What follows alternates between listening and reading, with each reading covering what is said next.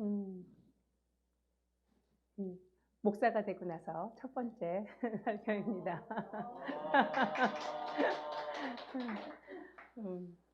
제가 목사 임직 이렇게 준비하면서 혹은 임직 기간 동안 굉장히 기뻤어요. 그러니까 제 인생 중에 가장 티 없이 기쁜 날이라고나 할까요? 왜 어떤 기쁜 날들은 다들 어떤 이렇게 염려와 근심이 있잖아요. 뭐 대학을 입학을 해도 미래에 대한 걱정이 있고, 또 뭐 아이가 태어나도 아이를 잘 키워야 되겠다는 염려가 있고, 막 그런 염려들이 있는데, 목사 안수식 때는 그냥 기뻤어요. 정말 내 안에서 주님께서 주시는 그런 기쁨이 있었는데, 그러고 나서 이제 강영애 목사님한테 인사를 했더니 강 목사님께서 뭐라 그러시냐면, 뭘 알고 저렇게 기뻐해? 막 이러세요. 그래서 왜요? 기쁜데요? 그랬더니 죽는 길이야. 뭘 알고 죽는 길인데 뭐가 그렇게 좋다고 기뻐해? 막 이렇게 그러셨어요. 근데 정말 기쁜 정말 주님의 일을 할 수 있다는 큰 이제 기쁨이, 그리고 또 그런 직분을 감당할 수 있도록 허락해 주신 주님께 영광을 돌립니다. 오늘 제가 오늘 말씀을 준비를 했는데, 이제 전 말씀 준비할 때마다 조 목사님이 항상 코멘트를 해주십니다. 근데 오늘은 말씀 듣기도 전에 조 목사님이 뭐라 그러셨냐면, 큐티가 차라리 낫다. 설교 때보다 당신 설교는 아직 제자리를 못 찾은 것 같다. 큐티가 훨씬 낫다. 그래서 그래? 그러면 속으로 저는 그러면 좀 차라리 좀 풀이 죽어야 되잖아요. 왜 이렇게 설교를 못할까? 뭐 이런 생각을 해야 되는데, 그게 아니라 내가 그렇게 큐티를 잘하나? 이런 내가 그렇게 큐티를 잘 써? 오늘 큐티 다시 보고 은혜 받아야겠네. 뭐 이러면서 다시 큐티를 보는 기쁨이 있었습니다.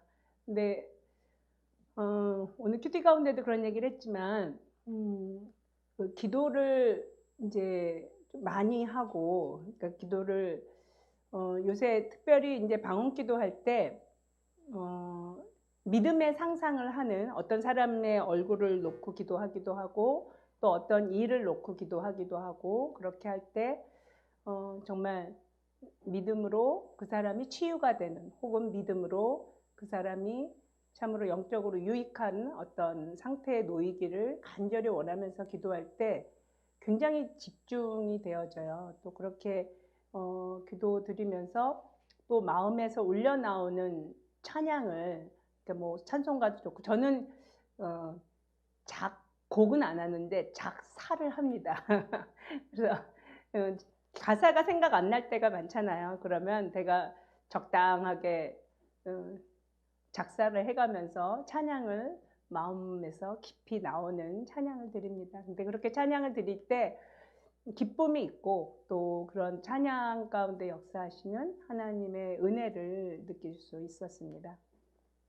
그러면서 이제 설교 준비를 할 때 주님 어떤 걸 할까요? 이렇게 여쭤봤을 때 계속 제가 해왔던 설교들을 이렇게 맥락을 쭉 보면 마음에 관한 얘기를 참 많이 했던 것 같아요. 그리고 오늘도 역시 그것의 연장선상이 되는 것 같습니다. 제목은 하나님이 가장 좋아하시는 것, 하나님이 가장 기뻐하시는 것이라는 제목을 가지고 오늘 말씀을 대하기를 원합니다.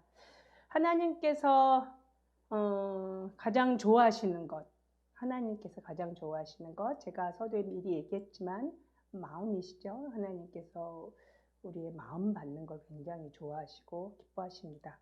우리 사도행전 13장 22절 말씀, 개역 한글과 새번역 말씀 같이 한번, 기초석 한번, 잠깐만요. 기초석 제가 여기다가는 PPT를 안 해놔가지고 기초석을 한번 같이 읽어보고 진행합시다. 시작. 첫 번째, 내가 태어나기도 전에 나에 대한 모든 계획이 세워져 있음을 믿으며 나보다도 나를 더 잘 아신 하나님을 전적으로 신뢰합니다. 두 번째, 사탄의 방해를 의식합니다. 세 번째, 하나님을 부지런히 구하는 자들에게 상 주심을 믿습니다. 아멘. 우리는 항상 지금 이 세 가지에 대한 기본 신뢰를 가지고 들어가야 돼요. 그리고 이걸 늘 되뇌이시면 참 유익합니다. 그래서 주님께서 우리가 정말 주님의 이름을 부르기만 하더라도 상 주신다고 말씀해 주셨고, 그리고 또한 우리가 사는 이 삶이 정말 늘 원수의 방해로 말미암아 전쟁터라는 그 의식이 늘 있어야 됩니다. 예, 다음 페이지 보시면 다음이요. 예, 잠언서 우리 먼저 말씀해 볼까요? 시작. 사람의 행위는 자기의 눈에는 모두 옳게 보이나 주님께서는 그 마음을 꿰뚫어 보신다. 또 사람의 행위는 자기 눈에는 모두 깨끗하게 보이나 주님께서는 속마음을 꿰뚫어 보신다. 아멘. 그리고 그 다음 한번 보세요. 제가 안 찾아놨군요. 그 사도행전 13장 22절 말씀은 제가 읽어드릴게요. 패하시고 다윗을 왕으로 세우시고 증거하여 가라사대 내가 이새의 아들 다윗을 만나니 내 마음에 합한 사람이라 내 뜻을 다 이루게 하리라 하시더니. 아멘. 예, 마음을 합한 자, 내 마음에 드는 자라고 하나님께서 기뻐하시고 아주 구체적으로 명명한 가장 유명한 사람이 다윗이죠. 그래서 다윗은 하나님의 마음에 합한 자라고 얘기했습니다. 이제 마음을 주님께서는 아시는데, 이 하나님께서 마음을 아신다는 그 표현은 방금 읽은 잠언서에 있는 요 말씀으로 우리가 볼 수 있는데요. 여기 보면 그 다음 페이지 보시면 8500번 타칸이라는, 이게 꿰뚫어 보신다, 꿰뚫다라는 이제 그 단어에 해당하는 단어예요. 타칸이라고 이제 써 있는데 히브리어인데, 여기 뜻을 보면 뭐 규정하다, 측정하다, 평가하다 이렇게 나와 있어요. 그러면 하나님께서 우리의 마음을 평가하시고 잘 살펴보시고 그러시는 거죠. 그리고 헤아리시고, 요 세 단어 꿰뚫어 보신다, 감찰하신다, 헤아리신다, 이거는 새번역, 개역개정, 개역한글로 이렇게 번역이 되어져 있는 부분이에요. 그러니까 우리가 한국말로 우리의 마음을 꿰뚫어 보신다, 또 우리의 마음을 감찰하신다, 또 우리의 마음을 헤아리신다, 이렇게 이해하시면 되는 거죠. 그러니까 하나님께서는 우리의 마음을 꿰뚫어 보시고 감찰하시고 헤아리세요. 그러니까 하나님께서는 속마음을 전부 다 아시는 거죠. 우리의 속마음을. 다음 페이지 볼게요. 이 꿰뚫어 보신다는 하나님의 그 표현을 우리가 말씀으로 한번 찾아서 읽어볼게요. 로마서부터요. 시작. 사람의 마음을 꿰뚫어 보시는 하나님께서는 성령의 생각이 어떠한지를 아십니다. 성령께서 하나님의 뜻을 따라 성도를 대신하여 관고하시기 때문입니다. 하나님의 말씀은 살아있고 힘이 있어서 어떤 양날 칼보다도 더 날카롭습니다. 그래서 사람 속을 꿰뚫어 혼과 영을 갈라내고 관절과 골수를 갈라놓기까지 하며 마음에 품은 생각과 의도를 밝혀냅니다. 아멘. 네, 하나님은 우리의 마음을 아주 샅샅이, 그렇죠? 아주 우리의 모든 것들을 샅샅이 다 아세요. 아주 세밀한. 그리고 놀라운 것은 우리가 인지하지 못하는 거. 우리는 왜 그러잖아요. 무의식이 이만큼이고 의식은 요만큼이라고. 우리가 깨닫지 못하는 어떤 그 거대한 무의식 덩어리까지도 하나님께서는 완전히 꿰뚫어 보세요. 우리가 어떤 말 한마디, 어떤 한 가지 행동을 할 때 그것을 하게 되는 무의식의 깊은 어떤 작용들이 있는데 나는 이유를 모르거든요. 근데 하나님께서는 그 이유를 아시는 거죠. 그렇기 때문에 하나님께서 그 모든 걸 하나님이 다 아시고 또 그 문제가 되는 근원을 아시기 때문에 하나님께서 해결해 주시는 것이 가장 완전합니다. 지난 시간에 제가 그 영혼 육을 그림으로 원으로 표현한 적이 있었어요. 근데 여기 페이지 넘기면 아마 원이 하나 나올 거예요. 한번 넘겨보세요. 예. 그 몸과 마음과 영혼, 그 가치에 있어서는 제가 동일하다 이런 말씀을 드린 적이 있어요. 기억하시죠? 근데 이때 이 빨간색을 물론 이 세 개의 원은 포함이 된 거지만 이 빨간색을 마음이라고 우리가 생각을 한다면 무엇을 의미를 하는 거냐면, 그러니까 내 입장에서는, 우리 사람의 입장, 우리 인류의 입장에서는 우리가 신앙생활을 함에 있어서 몸과 마음과 영혼의 가치가 동일합니다. 왜냐하면 몸이 병들고 아프면 우리가 주님 안에서 신앙생활 하는데 또 주님 안에서 살아가는데 많은 지장이 있고요. 또 마음이 아파도 지장이 있고 내 영이 상처나고 병들어도 아픕니다. 제가 이런 얘기를 있잖아요. 우리의 영도 인격이 있어요. 그러니까 우리가 느끼는 우리의 그 어떤 지성, 우리의 감성, 우리의 인품, 우리 성격이 있는데 우리의 영도 인격이 있거든요. 그러니까 영도 다치면 아파요. 상처가 나고. 근데 그 얘기는 나중에 다룰게요. 근데 우리의 영혼 육 중에서 우리의 육체는 거듭난 크리스찬이라면 누구든지 정말 예수 그리스도로 말미암아 천국에서 새 몸을 입게 될 거예요. 그죠? 그리고 우리의 영은 오롯이 하나님의 것이지요. 그렇죠? 근데 하나님의 입장에서 봤을 때 가장 가치가 있는 것은 마음이에요. 왜냐하면 이 마음은 우리가 자원해서 드릴 수도 있고 드리지 않을 수도 있는 그런 영역이기 때문에 그래요.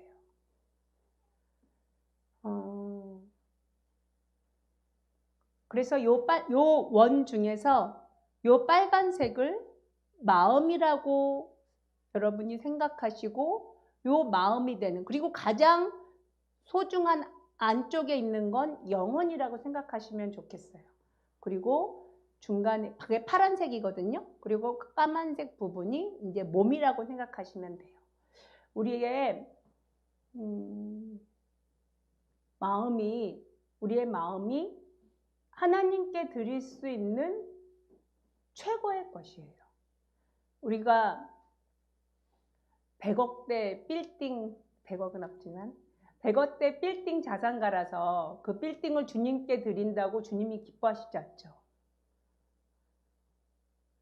혹은 내가 굉장히 건강해서 이 건강으로 하나님을 물론 기뻐하시게 할 수도 있겠지만 그 육체를 드린다고 해서 주님께서 어떻게 하실 수 없거든요. 그런데 마음을 같이 하는 건 죄송합니다. 마음을 같이 하는 건 그 어떤 일보다도 의미가 있어요. 그래서 하나님께 마음 드리기를 정말 기뻐하는 저희가 되었으면 좋겠습니다. 근데 주님 앞에 우리 마음을 이렇게 돌아봤을 때 크리스찬들이 빠지기 쉬운 어떤 함정 같은 게 있는데요. 그게 뭐냐면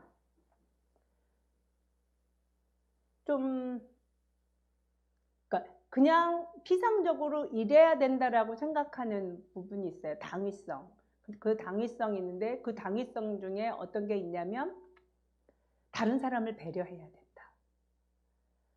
나보다 다른 사람을 더 배려해야 된다. 근데 그게 좀 심해지면 어떻게 되냐면 나는 없고 다른 사람을 혹은 다른 사람만 배려해야 된다고 생각해요. 자기 마음을 관리를 못해요.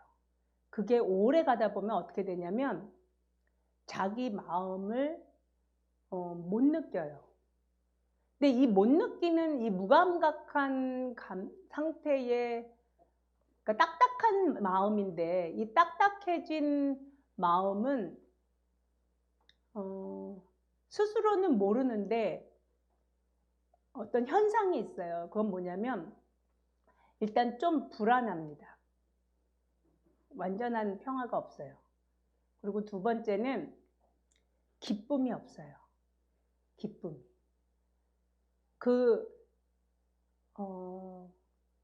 기쁘면, 정말 기쁘면 저절로 춤추고 노래하는 게 우리 인간의 본성이거든요.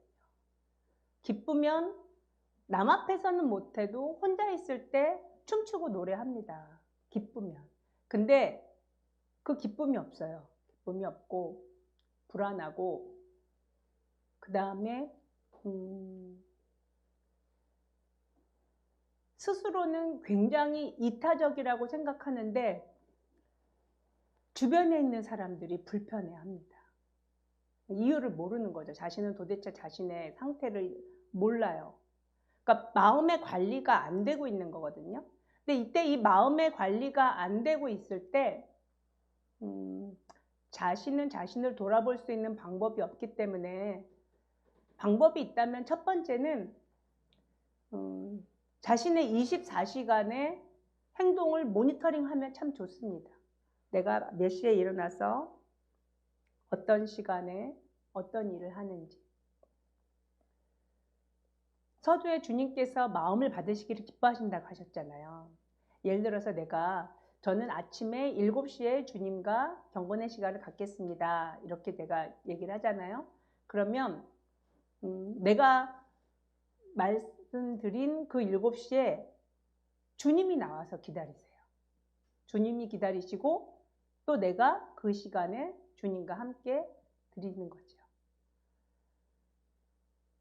또 24시간 동안에 자신의 그것들을 모니터링하고, 그 다음에 같이 살거나 혹은 가장 친한 친구 아니면 많은 시간을 자신과 함께해서 잘 알고 있는 사람이 한테 나에 대한 이야기를, 솔직한 어떤 이야기를 해달라고 하고 그걸 경청하면 참 좋습니다. 그래서 부부가 있으면 좋죠. 서로 얘기해 줄 수 있으니까. 또 식구가 있으면 좋죠. 얘기를 해줄 수 있으니까. 근데 얘기를 하고 듣고 이렇게 돌아볼 수 있는 상태라면 정말 이렇게 한 걸음 좀 더 수월하게 자신의 마음을 관리하실 수 있는 방법이 될 거예요. 근데 우리가 이렇게 하나님 앞에 마음을 드리기를 원하는데, 이때 이 마음을 드리는 것을 방해하는 것들이 좀 있습니다. 한번 그 앞에 볼게요. 다시 앞으로 돌아가서, 네, 하나님 앞에 마음을 드리는 것을 방해하는 3가지가 있는데, 첫 번째가 고정관념이에요. 고정관념. 이게 성경에서 표현하기는 아니면 우리가 이렇게 느껴지는 건 뭐냐면, 이 고정관념은 마치 마음을 이렇게 둘러싸고 있는 딱딱한 어떤 껍질 같아요. 이 껍질 때문에 주님께 나아가는 것들을 이제 방해를 받게 되는데, 이 고정관념이 강한 사람의 특징은 일단 다른 사람의 말을 듣지 않습니다.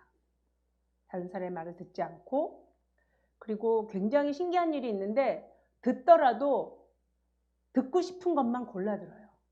근데 이게요, 다 우리들이 가지고 있는 부분이에요. 누구만 해당되는 것이 아니에요. 저는 그 사무실에서 이야기할 대상은 우리 봉재 선생님밖에 없잖아요. 근데 둘이서 이렇게, 제가 항상 그 선생님하고 대화하면서 굉장히 서로, 그러니까 제가 정말 여러 번 놀라는 게, 내가 A부터 Z까지 말했는데 이분이 기억하는 건 중간을 기억을 하세요. 그래서 이제 나중에는 어떻게 이제 그러면 업무에 차질이 생기니까 그 다음부터는 어떻게 하게 됐냐면 사진을 찍읍시다. 매사에 사진을 찍어서 전달해 주시고 나도 문자로 하겠습니다. 그러니까 사진과 문자로 하니까 좀 실수가 많이 줄어들더라고요. 그리고 문자로 해도 사진과 문자로 해도 그래도 못 볼 때도 있어요. 근데 그때는 옥신각신 할 만한 건이 아니죠. 그냥 내가 못 봤습니다. 죄송합니다로 그냥 끝나고 혹은 내가 실수했습니다. 이렇게 그냥 이렇게 일이 마무리가 되니까 업무에 있어서는 굉장히 효율적이더라고요. 그래서 이제 언어를 우리가 한다는 것이 아무튼 이렇게 고정관념이 너무나 크게 작용을 합니다. 이 고정관념을 없애는 게 굉장히 중요해요. 왜냐하면 하나님은 현재의 하나님이시잖아요. 성경책에 묶여있는 하나님도 아니시고, 그죠? 어제의 하나님도 아니시고, 현재, 오늘의 지금의 하나님이시거든요. 그러니까 하나님은 그러니까 이런 게 있어요. 제가 일주일 전 혹은 어저께까지는 어떤 일을 해도 마음에 전혀 꺼리낌이 없었어요. 괜찮았거든요. 근데 오늘부터는 그 일을 할 수가 없는 거예요. 마음에 걸려서. 그러니까 하나님께서 제게 새로운 룰을 주셨어요. 전에는 괜찮다고 여겨지던 일들이 오늘부터는 괜찮지 않은 거예요. 그게 어떤 말씀으로 써 있는 게 아니잖아요. 성경 말씀으로 너 오늘 뭐 100원어치 뭘 해라. 오늘 500원짜리 뭐 사면 안 된다. 이런 말은 성경에 없잖아요. 하나님께서 부어주시는 마음으로만 그런 것들을 분별할 수 있거든요. 근데 고정관념이 있으면 주님의 이러한 인도하심을 받는데 많은 어려움이 있어요. 막히죠. 사실은 잘 안 들리거든요. 또 이 고정관념에 또 있는 특징의 하나는 자기 주장이 강하죠. 자기가 옳다라고 생각을 합니다. 저는 약 한 1년 전 혹은 몇 개월 전부터 조 목사님 설교 중에 조 목사님이 이렇게 내가 틀렸다라고 생각한다 혹은 나도 내가 하는 거를 믿지 못한다 이런 말씀을 설교 중에 몇 번 하신 적이 있었거든요. 기억하시죠? 그 말을 들으면서 제가 참 기뻤어요. 이렇게 솔직하게 말해도 되겠죠? 되게 기뻤어요. 왜냐하면 정말 조 목사님은 엄청 강하셨거든요. 근데 그렇게 생각하시는구나. 주님께서 은혜를 주셨네. 근데 저는 근데 자타가 공언하는 특히 남편이 매우 인정하는 구멍이 많이 뚫린 사람입니다. 너무 구멍이 많이 뚫려서 숭숭 뚫려서 구멍 좀 덜 뚫렸으면 좋겠다고 조 목사님이 항상 노래를 부르시는데 저는 항상 변명을 합니다. 워낙 팔방미인이니까 너무나 완벽하게 잘하면 그게 어디 사람이냐. 그래도 인간다워 보이려면 이렇게 구멍이 있어야 된다. 이렇게 항상 주장을 하는데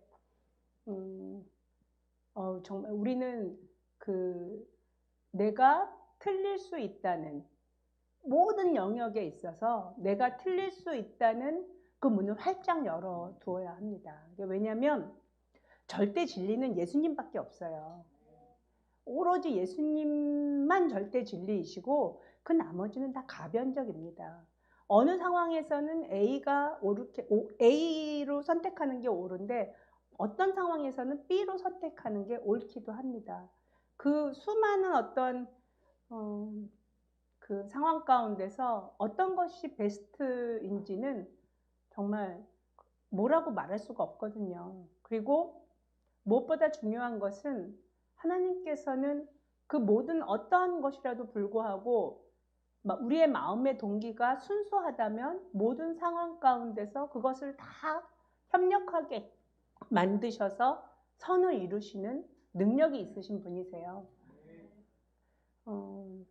제가 전에 어떤 분하고 대화를 하면서 그런 말 한 적이 있어요. 이제 직원분인데 그분이 실수를 하셔서 이제 손해를 많이 봤습니다. 이제 뭐 몇십만 원인지 100만 원까지는 안 됐어요. 몇십만 원의 회사에 이제 손해를 봤어요. 근데 그분이 막 자기 월급에서 감액을 해달라요. 근데 저는 한 번도 직원들이 실수한 거를 제가 감액한 적은 없어요. 그러니까 왜냐하면 당신이 마음의 동기가 그걸 작정하고 회사를 망하게 하려고 일부러 한 게 아니지 않습니까? 당신이 실수한 것입니다. 당신의 동기가 순수하기 때문에 당신이 그 영역에서 실수한 건 내가 감내하고 가야 될 만한 일입니다. 하나님께서 나한테 그렇게 하십니다. 하나님께서 내가 실수하고 혹은 어려운 상황을 나로 인하여 그것이 발생했을지라도 내가 의도한 것이 아니면 하나님께서 우리를 봐주시거든요. 물론 하나님은 그러니까 뭐 때문에 그렇죠? 하나님께서는 우리를 꿰뚫어 보시기 때문에 아주 속속들이 아시기 때문에 내 깊숙한 것을 아시기 때문에 주님께 그렇게 고백하고 당당하게 나아갈 수 있는 거죠. 실수하고 넘어져도 괜찮습니다. 왜냐하면 틀릴 수 있어요. 틀릴 수 있거든요. 그 다음에 세 번째 이 고정관념이 강한 사람의 특징은 이 말은 뭐 반박할 사람도 있긴 하겠지만 육체의 질병이 좀 있습니다. 이게 어떤 거냐면 이 고정관념이 강하면 어떤 부분에 있어서 좀 이렇게 플렉서블 해야 되는데 그렇지 못하고 강하면 어떤 영역에서 사단에게 내어주는 영역이 있는 거예요. 영적으로 어떤 틈이 있어서 그것으로 인하여 원수가 공격할 수 있는 빌미가 되어집니다. 그리고 또 하나는 육체의 욕구에 매우 민감합니다. 이 고정관념이 강한 사람의 특징들은. 그래서 이게 어떤 거냐면 육체의 정욕을 죽이는, 예를 들어서 뭐 금식이라든가 아니면은 육체를 절제해서 뭐 운동을 한다든가 아니면 하기 싫어하는 일을 내 몸을 쳐서 복종하게 하는, 이제 바울이 그런 고백을 하잖아요. 내 몸을 쳐서 복종하게 하는 이제 그런 고백을 하는데 이 부분에 있어서 좀 취약한 성향이 있습니다. 그래서 우리가 이 고정관념을 깨야겠죠. 그렇죠? 고정관념을 깨어서 말랑말랑한 마음을 주님께 드리기를 원합니다. 두 번째는 부정적인 생각이에요. 이 부정적인 생각은 실은 부정적인 생각의 근원은 불신앙입니다. 이제 믿음이 없는 거거든요. 그러니까 하나님의 말씀보다 내 경험을 더 신뢰하는 거예요. 그러니까 이걸 극복할 수 있는 방법은 뭐죠? 나보다 내 경험보다 하나님의 말씀을 더 신뢰하고 인정하는 거예요. 그러니까 말씀을 매일매일 읽고 말씀이 이렇게 외워지고 저절로 외워지는 정도로 말씀을 읽다 보면 가장 적합할 때 적합한 말씀들을 주님께서 이렇게 딱딱 기억나게 하세요. 그래서 그 부정적인 생각을 하려고 할 때 하나님께서 긍정적인 생각을 그냥 저절로 떠오르게 해주십니다. 그 방법밖에 없거든요. 내가 어떻게 우리의 떠오르는 생각을 조절해요? 여러분 가만히 있는데 막 생각을 조절할 수 있어요? 되게 어렵거든요. 생각은요, 한꺼번에 1초, 2초만 해도 전 세계의 모든 걸 정말 수만 가지 영상이 떠오르는 게 생각의 영역이에요. 아주 광활하거든요. 그 다음에 세 번째는 이제 이기적인 성품입니다. 이 이기적인 성품은 모든 인간이 다 이기적인 성품을 갖고 태어납니다. 그건 원죄예요. 나만 그런 것이 아니라 우리 모두가 이기적인 성품이 아주 강하게 갖고 태어납니다. 아이를 양육해 보신 분은 더 많이 느끼실 거예요. 근데 이 이기적인 성품, 그 뭐죠? 하나님보다 나를 더 사랑하는 거죠. 그러니까 내가 원하는 욕구를 먼저 채우고자 하고 그것을 또 내 원하는 욕구대로 하나님께서도 일해 주시기를 원합니다. 내가 더 높은 지위에 있는 거죠. 하나님보다도. 이 본성과는 어때요? 죽기까지 매일 싸워야 되는 부분이에요. 그래서 이걸 뭐라 그래요? 자기 부인이라고 얘기합니다. 크리스찬들은 이 자기 부인의 삶을 죽을 때까지 매일매일 반복적으로 해내야 됩니다. 아멘. 우리의 신앙생활은 이렇게 하나님 앞에 마음을 드려야 되는데 이 마음을 드리는 것을 방해하는 이 고정관념과 부정적인 생각과 이기적인 이 성품을 산이죠. 이 세 개의 산을 넘어야 합니다. 이 세 개의 산을 넘어서 주님과 아침에, 저는 정말 아침에 주님과 대화하는 시간, 경건의 시간을 여러분이 꼭 가지시기를 추천을 합니다. 왜냐하면 눈 뜨자마자 찬양하고 기도하고 말씀을 봐야 내 육신의 정욕을 이길 수 있는 힘을 하나님으로부터 공급받기 때문에 그래요. 아침에 눈 뜨자마자 신문 보고 뉴스 보고 라디오 듣고 있으면 힘을 공급받기 어려워요. 먼저 주의 말씀과 기도로 하나님의 주시는 그 새로운 기름 부음을 받고 그 힘으로 그 다음에 뉴스를 접하고 세상에서 나아가고 어떤 것을 판단하고 그렇게 해야 우리의 삶이 주 안에서 온전하게 굴러가는 것을 볼 것입니다. 다윗이 칭찬받았던 것은 마음에 합한 자는, 하나님 마음에 드는 자라는 그러한 칭찬이 있었잖아요. 그죠? 근데 다윗이 다 하나님께 늘 마음을 드렸던 것 같은데 다윗이 죄 지은 게 있잖아요.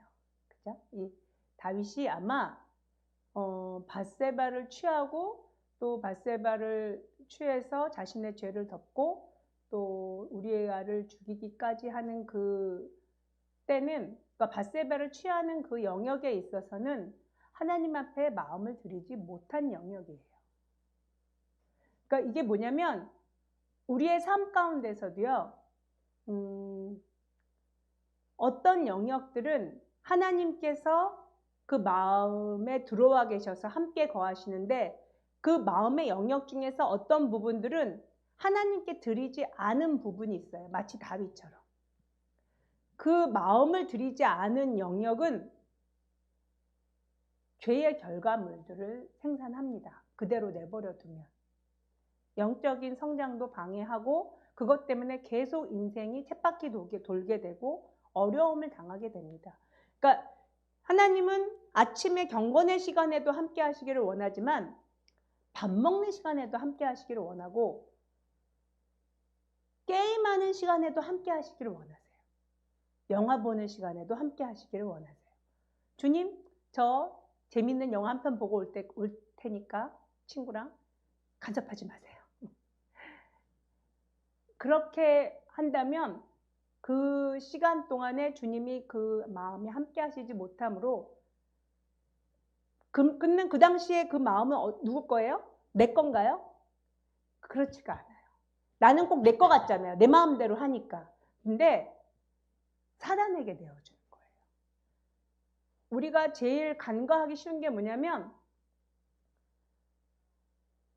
중간 영역이 있다라고 생각을 해요. 내가 설 수 있는 영역, 내가 설 수 있는 어떤 나만의 어떤 자유 공간, 그게 있다라고 생각하는데 영적인 눈에서 보면 또 성경 말씀으로 보면 그냥 두 가지밖에 없어요. 하나님께 속하든지 사탄에 속하든지. 두 영역이에요. 두 영역에 있기 때문에 하나님께 내어드리지 않은 마음의 영역은 원수가 장악하고 그 원수가 장악한 결과로 다윗과 같은 그런 일들이 벌어지는 겁니다.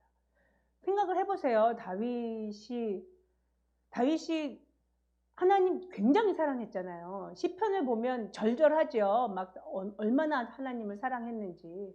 그리고 다윗이 그 언약궤를 이렇게 메고 올 때 그 앞에서 덩실덩실 춤췄잖아요. 여러분 영화를 이렇게 보면, 옛날의 영화들 이렇게 보면 알 수 있지만 고대에서 어떤 잔치가 벌어질 때 앞에서 춤을 추는 사람들은 다 노예 신분이에요. 그러니까 그 연회를 즐겁게 하기 위해서 춤을 추는 거잖아요. 마치 하나님 앞에서 노예인 것처럼 정말 뭐 주변의 신하들이나 뭐 신하의 아내들이나 뭐 아무 상관없이 오로지 주님 보시라고, 주님을 내가 이렇게 사랑한다고 그러면서 춤을 춘 사람이거든요. 그러니까 정말 주님을 사랑하고 물불을 가리지 않고 사랑한 사람이에요. 그죠? 그렇게 주님을 사랑했는데 그런 죄를 지어요. 그러니까 여자 문제에 있어서만큼은 하여튼 아내들도 무지하게 많았잖아요. 여자 문제에 있어서는 하나님께 마음에 그 영역을 드리지 않은 것 같아요.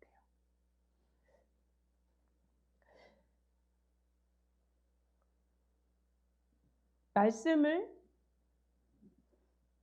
순복하여 내 모든 마음의 영역을, 내 모든 시간들을 주님과 함께 하는, 그래서 주님께서 내 마음을 완전히 장악할 수 있게 내어드리는 그러한 우리 성도들이 되시기를 축복합니다. 예. 두 번째 하나님께서 기뻐하시는 부분은 전도입니다. 전도. 말씀 보겠습니다. 시작. 하나님의 지혜에 있어서는 이 세상이 자기 지혜로 하나님을 알지 못하므로 하나님께서 전도에 미련한 것으로 믿는 자들을 구원하시기를 기뻐하셨도다. 이 세상은 그 지혜로 하나님을 알지 못하였습니다. 하나님의 지혜가 그렇게 되도록 한 것입니다. 하나님께서를 통하여 믿는 사람들을 구원하시기를 기뻐하신 것입니다. 아멘. 하나 더 볼게요. 똑같은 말씀인데 시작. 하나님은 세상 사람들이 그들의 지혜로는 자기를 알지 못하게 하시고 오히려 그들의 눈이 어리석게 보이는 전도의 말씀으로 믿는 사람을 구원하려 하셨습니다. 아멘. 이제 고린도전서 1장 21절 말씀이에요. 이제 개역개정에는 전도에 미련한 것이라는 이제 표현을 써요. 이 전도도 전도를 뭐래요? 주님께서 이렇게 전도로 구원하게 하는 것을 기뻐하신다라고 말씀을 하시죠. 근데 이 방법이 참 어려운 방법이고 또 성경에도 표현한 것처럼 미련한 방법이에요. 근데 이 방법밖에 없는 거예요. 이게 왜 그러냐면 육적인 차원의 언어로 차원이 다른 영적 생명을 부여하는 일이라서 그래요. 그래서 굉장히 사람들이 안 믿죠. 믿질 않아요. 그리고 거부하고 조롱하고 전도를 굉장히 조롱하죠. 여러분이 지난 주 동안에 문 목사님께서 올려주신 김기돈 목사의 고구마 전도 들어보셨나요? 여기서 들어보신 분 손 들어보세요. 아무도 없어요. 목사님하고 저밖에 없군요. 김기덕 목사님의 그 고구마 전도는 왜 고구마 전도냐면 예수 믿으세요. 이렇게 안녕하세요. 예수님 믿으세요. 이렇게 얘기했을 때 아래 위로 훑어보면서 심한 거부 반응을 보이면 센 고구마. 뭐냐면 고구마는 이렇게 찔러봐야 익었는지 안 익었는지 아는 거잖아요. 그리고 이렇게 복음을 전했는데 강한 호기심을 나타내고 잘 따라오고 예수님을 영접하는 사람이 되면 그 사람은 익은 고구마. 그러면 뭐예요? 우리는 고구마를 끊임없이 찔러봐야 아는 거죠. 끊임없이 찔러봐야 이 전도하는 방법을 그냥 고구마 찔러본다라고 생각하고 끊임없이 반복해서 시간을 정해서 전도해라. 그게 그 방법의 중요한 어떤 요지였거든요. 제가 그 설교를, 그 간증을 들으면서 저도 이제 그런 생각을 했어요. 이게 뭐냐면 기도는 시간을 정해놓고 하잖아요. 기도 말씀도 정해놓고 하는데 전도는 정해놓고 안 하거든요. 그래서 전도도 정해놓고 좀 해야겠다. 물론 이렇게 매 순간 또 주변에서 만나는 모든 사람들을 전도하기 위해서 기본적으로 우리는 다 노력합니다. 노력을 안 하는 크리스찬은 거의 없을 거라고 생각을 해요. 왜냐하면 지상 명령이기 때문에 누구나 전도를 해야 합니다. 크리스찬은. 근데 제가 최근에 예를 들어서 만약에 주식을 한다면 주식을 할 때 우리가 100만 원짜리 주식을 하나 사면서 그 주식이 10% 20% 오르면 굉장히 기뻐요. 와, 내가 100만 원을 투자했는데 120만 원을 파네. 그러면은 내가 순식간에 20만 원의 이익을 보는구나. 이러면 되게 기쁘잖아요. 그죠? 근데 이 전도는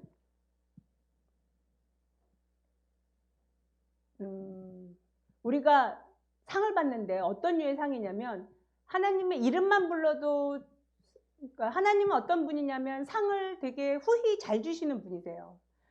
예수님의 하나님의 이름만 불러도 상을 주시는데 전도자가 받을 상은 어마어마하게 클 거예요. 물론 성경에 뭐 별처럼 빛난다고 말씀해 주셨는데 그게 어느 정도 어떤 류의 상인지 알지 못하지만 엄청난 상이라고 저는 생각을 합니다.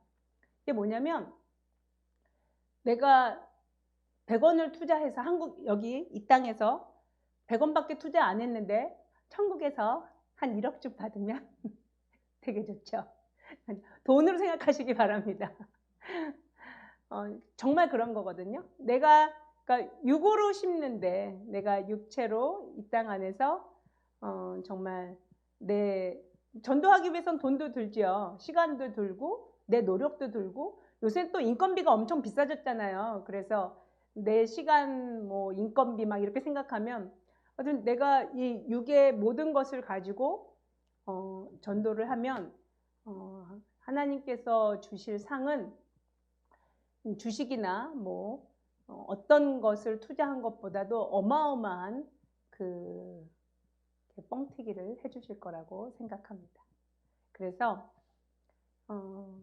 하나님이 가장 기뻐하시는 것, 또 하나님께서 가장 원하시는 그것이 우리를 통해서 이루어지고 또 우리의 입술을 통해서